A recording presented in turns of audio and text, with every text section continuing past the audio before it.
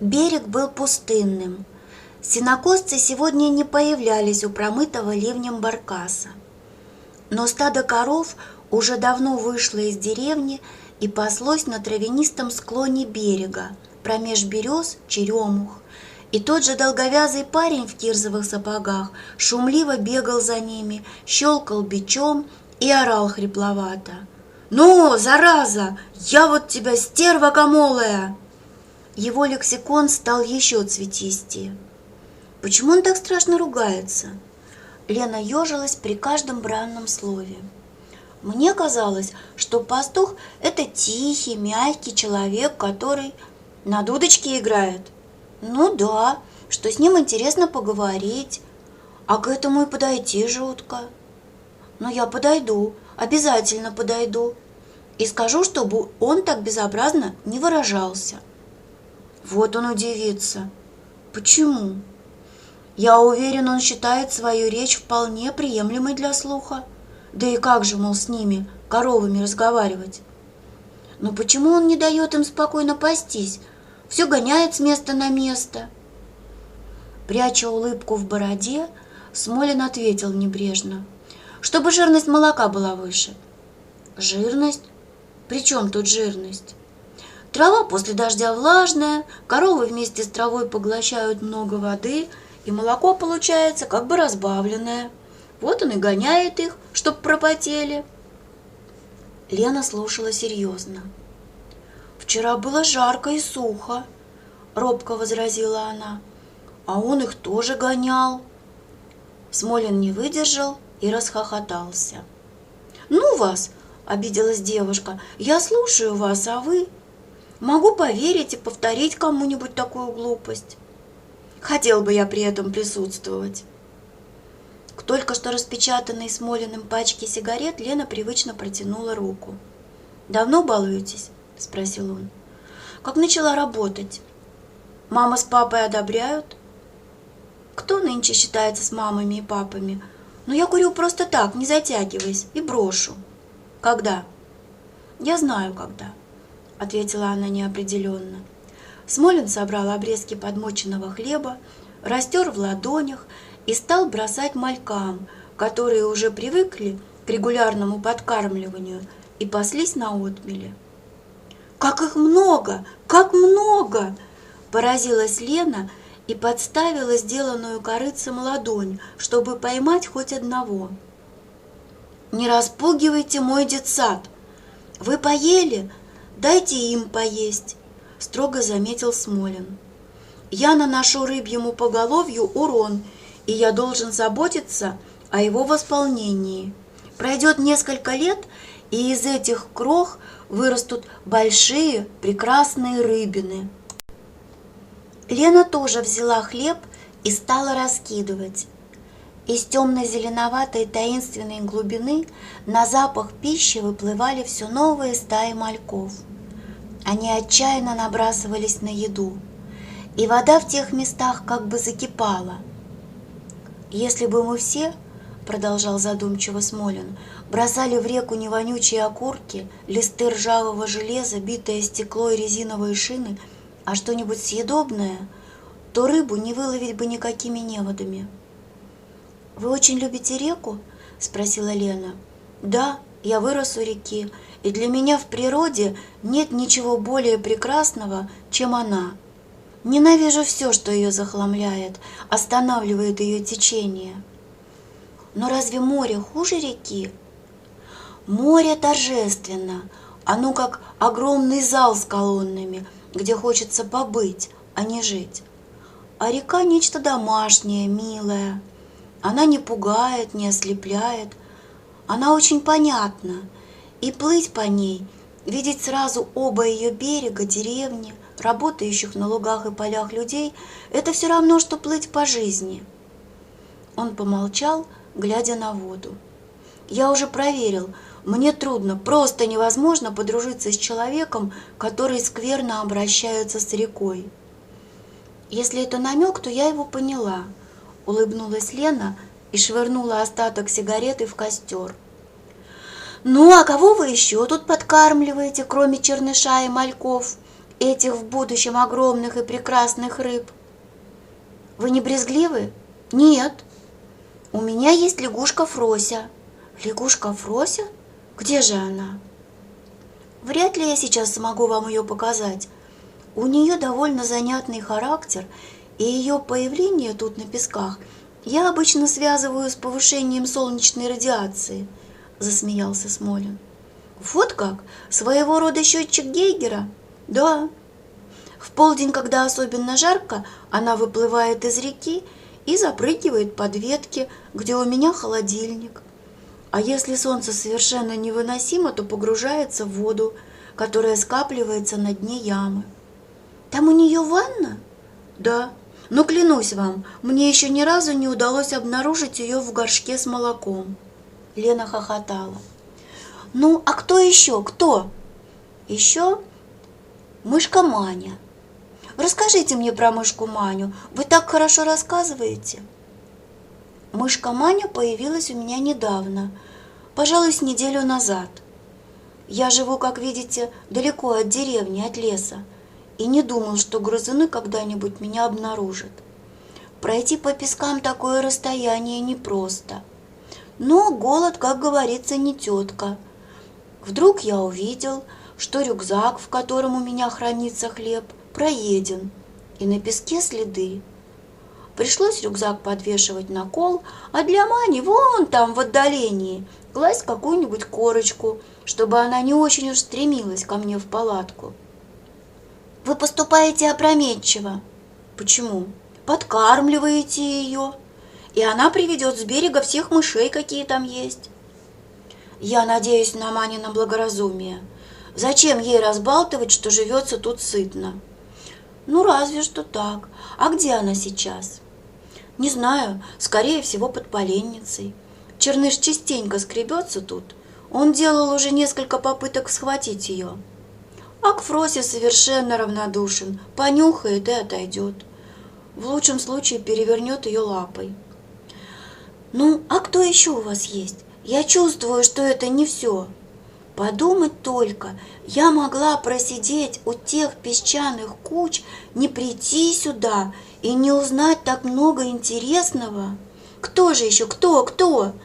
Нетерпеливо спрашивала Лена. Еще Заяц, ответил Смолин. Заяц? Имени он пока что не имеет, но окрещу его, пожалуй, Простаком. Почему Простаком? Он живет на том острове. Остался по глупости в половодье. Его со страшной силой заедают комары, и мне по нескольку раз в день приходится смазывать его репудином. «Ну уж это вы заливаете!» Откинув голову, смеялась девушка. «Я попалась на жирности молока, но не попадусь на репудине». Заяц в самом деле живет на острове, и его в самом деле заедают комары. Пожалуй, не меньше, чем вашего малыша, серьезно сказал Смолин. И еще там... Ах, как же я забыл про них! Он сердито шлепнул себя по лбу. Что такое? Птенцы в гнезде. И уцелели ли они за сегодняшнюю ночь? Он глядел на остров, на протоку, бурлящую после грозового ливня.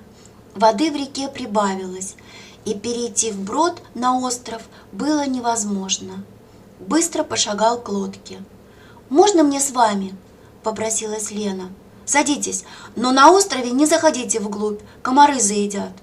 Впрочем, их, наверное, крепко прихлестало дождем». Течение ударило в борт, стало сносить лодку. Грести сегодня было трудно, и Смолин уперся ногами в перекладину, всем корпусом откидываясь назад. «Почему вы все время пользуетесь веслами?» – недоуменно спросила Лена. «У вас же есть мотор». «Юнга, когда вы перестанете задавать глупые вопросы? Зачем да почему? Неужели так трудно проявить сообразительность?» «Вы хотите, – стала гадать Лена, – научиться хорошо грести?» «Давно умею». «Развить бицепсы? Не главная задача». «Что же еще? Вы стараетесь щадить реку, не загрязнять ее бензиновыми отходами». «Браво, Юнга! Есть надежда, что из вас получится первоклассный моряк. Давайте я вам помогу. Садитесь поближе и нажимайте на весла с той стороны». Лена положила свои тонкие светлые руки на его бурые, со вздувшимися от напряжения венами, и они разом глянули друг другу в глаза. Близко-близко, зрачки в зрачки. Первое время Лена только мешала, но потом приноровилась к мерным движениям, и лодка перестала вилять, пошла быстрее. «Я почему-то боюсь вас», — глухо произнесла Лена. Смолин усмехнулся и промолчал. «Я не очень послушна, все делаю так, как нравится мне, но вас я слушаюсь». «А жениха?» «Славу?» На миг она задумалась. «Слава добрый, понятный, а вы сердитый и весь в себе. Вчера, когда я раздувала костер, а вы подошли и долго молчали, у меня было такое чувство, что я попала к человеку, хранящему страшную тайну. Он ушел от людей, уединился в необитаемом месте, от долгого молчания забыв все слова. Надо было встать и уйти. А я сидела, как загипнотизированная, и все ждала. А что же будет дальше?» «Дальше ничего не будет», — вновь усмехнулся Смолин. За ночью пришел день, за молчанием разговор, и все стало понятным, будничным. В жизни всегда так. Мы попадаем под впечатление момента и уже фантазируем бог знает что. А затем глянем трезвыми глазами, и ничего от нафантазированного не остается. «Вы в жизни часто разочаровывались?» — живо спросила Лена. «Гораздо чаще очаровывался. И теперь уже не способны? Пожалуй, что так». Лодка приткнулась к острову, и они вышли на его захламленный корягами и сучками берег. «Вон там гнездо. Видите связку бревен?» «Вижу. Доску, конечно, сорвала. Давайте последим, прилетает ли к птенцам мамка». Они ждали более получаса. Жизнь на острове, в его заросших ивняком и травами яминах, после грозы, при палящем солнце, как бы пришла в неистовство. Все тут жужжало, летало, трещало, звенело. Стрекозы с прозрачными крыльями замирали в воздухе и вдруг устремлялись ввысь. Блестящие мушки, жучки, фиолетовые, желтые, черные, ползали по листикам и травинкам вверх-вниз, с этажа на этаж. Повисали, падали, что-то тащили, что-то теряли, трубно гудели шмели. Пчелы и осы заглядывали в каждый цветок, рассыпая золотистую пыльцу с тычинок. Множество птиц, зарянок, скворцов, трясогузок вылетало из кустов, пряталось в них, охотясь за всеми этими мушками, жучками, зелеными гусеницами. Но ни одна из них не опустилась на бревна, стянутые несколькими рядами ржавой проволоки. Все. Или я отпугнул трясогузку своей глупой затеей соорудить крышу над ее гнездом, или случилась беда. Что за беда? Сейчас увидим. Продираясь через ивовые кусты, Смолин направлялся к гнезду. «А не мог трясогузку поймать он?» Лена указала взглядом на парящего над островом коршуна. «Здесь идет постоянная борьба за жизнь. Все могло произойти». Подойдя к бревнам, заглянули в гнездо. Птенцы были неподвижны. Посиневшие, почти голенькие, они лежали в промокшем насквозь гнезде. Вода заливала их всю ночь. Смолин потянул одного с краю. Осторожно, за крылышко. Это был уже трупик. Подержал в ладони, чтобы удостовериться, не теплится ли в нем еще жизнь, и кинул на землю, где на него сразу же набросились рыжие муравьи. Еще один был мертв. Но два последних, что лежали в углублении за трупиками братьев, это, видимо, и спасло их от гибели, подавали признаки жизни. Когда рука человека наподобие крыла матери, возвратившейся к гнезду с добычей, образовала над ними тень, Они слабо вытягивали голенькие шейки и раскрывали клювы. «Что будем делать?» – спросил Смолин. «Не знаю», – тихо ответила Лена. «Они погибнут, и скоро. Мать к ним уже не прилетит». «Наверное, не прилетит». Помолчали. «У вас есть опыт выкармливания птенцов?» – вновь спросил Смолин. «Нет». «И ничего-то вы не умеете, а ведь чему только не поучаете с голубого экрана. И как жить без войн, и как быть взаимно вежливыми, и как уберечь одежду от моли». «Ладно, ладно, издевайтесь. Когда-нибудь и от меня поплачете». Весь день у них ушел на то, чтобы вернуть к жизни ослабших за ночь птенцов. Сооружали в коробке из-под сахара рафинада гнездо, устилали его сухой травой и птичьим пухом. Кормили размоченным хлебом, мошками, червяками, мелко искрошенным куриным яйцом. И птенцы скоро, уже к обеду, приободрились, запищали, устраиваясь поудобнее в своем новом жилье, бочком к бочку, и всякий раз, когда рука человека образовывала над ними тень, дружно раскрывали свои желтые рты граммофончики, тянулись к пище. «Мне первому! Мне первому!» И уже отталкивали друг друга. «Какие прожорливые!» – поражалась Лена. «Я все переловила, что они могут съесть». «У вас это ловко получается», – посмеивался Смолин. «Не каждая птица так ловко схватывает муху на лету». «А вы тоже ловите, ведь там на острове, наверное, не одна только мать добывала им пищу, а и отец». «Разумеется». Полуденное солнце раскалило песчаный пляж, как печку. Невозможно было ступить босой ногой. Черныш приуныл и забрался в тень под палатку, не понимая, почему люди перестали обращать на него внимание и все суетятся возле этих полудохлых существ, на которых ему и чихнуть-то не хочется.